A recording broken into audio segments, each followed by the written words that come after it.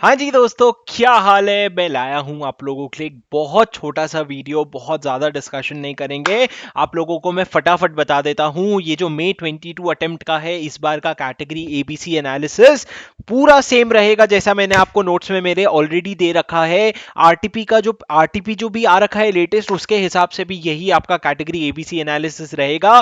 कहाँ है सर ये एबीसी एनालिसिस की शीट? अगर आप मेरे समरी नोट्स का जो best part of summary notes है, उसका जो एनेक्शर है, पेज नंबर 13 में जाके देखोगे, वहां पे जो एबीसी एनालिसिस है वही एबीसी एनालिसिस रहेगा। सर देखिए, एबीसी एनालिसिस लॉ का ना ब्रॉडली वही रहता है। आपको समझना पड़ेगा कि इसके अंदर कौन से सेक्शंस हैं, वो बहुत ज्यादा इंपॉर्टेंट हो जाते हैं।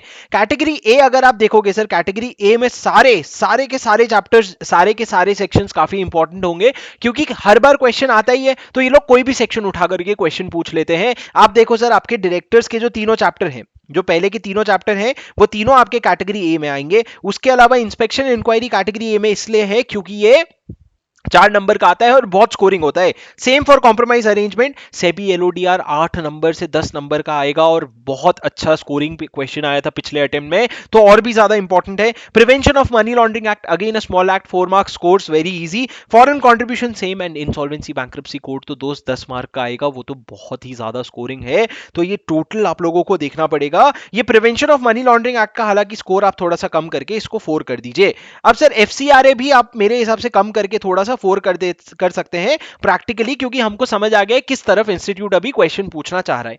कैटेगरी बी में अगर आप देखेंगे तो ये जो सारे चैप्टर्स हैं ना, ये कैटेगरी बी में है। इसका मतलब ये नहीं कि इससे क्वेश्चंस आएंगे, इससे क्वेश्चंस आने के बहुत ज्यादा चांसेस हैं, और ये बहुत इजी भी है। लेकिन अगर मैं प्रायोरिटी के सीक्वेंस में बोलूं तो ये कैटेगरी बी में फॉल कर जाता है, जैसे कि ऑपरेशन और मिसमैनेजमेंट कभी आ गया कभी नहीं आया।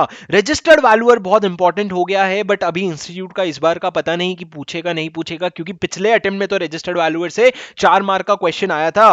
Companies incorporated outside India, foreign company भी छोटा सा चैप्टर है sir. Removal of companies, government company, NCLT, miscellaneous provision, arbitration and foreign exchange management act. दोस्तों फॉरेन एक्सचेंज मैनेजमेंट एक्ट को लोग कैटेगरी सी में डालते हैं, मैं इसको उठा के कैटेगरी बी में डाल रहा हूं। कैटेगरी ए में आप डाल सकते हो अगर आपकी हिम्मत है, क्योंकि 6 मार्क्स का जब आएगा एक क्वेश्चन पता है आपको, तो उसको कैटेगरी बी के नीचे डालना बेवकूफी हो जाएगी। तो सर फेमा तो प्लीज इंपॉर्टेंट है। अब आपको बहुत सारे सवाल आते हैं, बहुत लोगों से फेमा हो पाता है नहीं हो पाता है, तो मेरा फेमा से रिलेटेड फाइनल कंक्लूजन ये रहेगा दोस्त कि फेमा तुम कोशिश कर लो।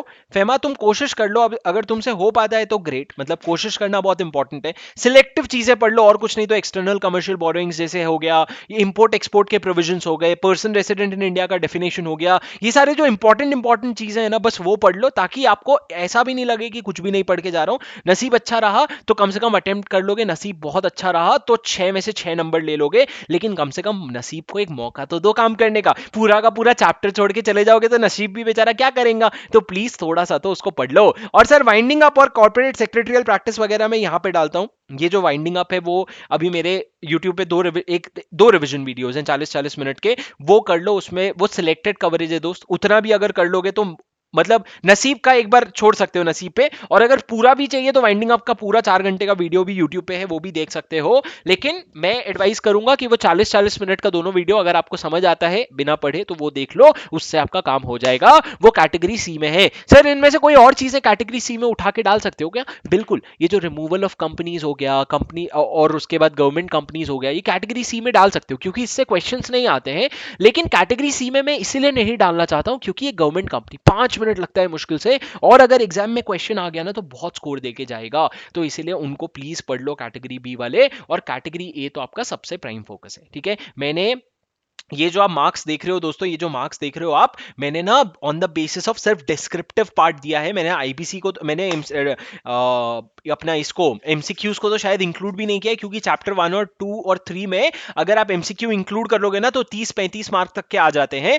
तो ये चीजें आप कर लो। इसके साथ आपको एमसीक्यू कंपाइलर भी करना पड़ेगा। एमसीक्यू कंपाइलर का जो मेन शीट है, जो 108 एमसीक्यूज आपके अभी वाले मटेरियल में है, और जो पहले आरटीपी एमटीपी के केस एमसीक्यूज है, वो सारा मैंने कंपाइल करके अपने टेलीग्राम चैनल में डाल दिया है, वो आप यूज कर सकते हो। केस स्टडी से जो इंटीग्रेटेड केस स्टडीज है उस पर काम चल रहा है, उस पर भी आपको कुछ आंसर मिल जाएगा 3-4 दिनों में। I think that's it guys, stay tune to this channel so that you stay updated with everything that is coming. अब मैं बहुत अग्रेसिवली आपके लिए अप्रैल के महीने में काम करने वाला हूं। हूँ ताकि अपन इस बार निकाल ले। Click on the subscribe button, do like this, and thanks a lot for watching. Bye bye.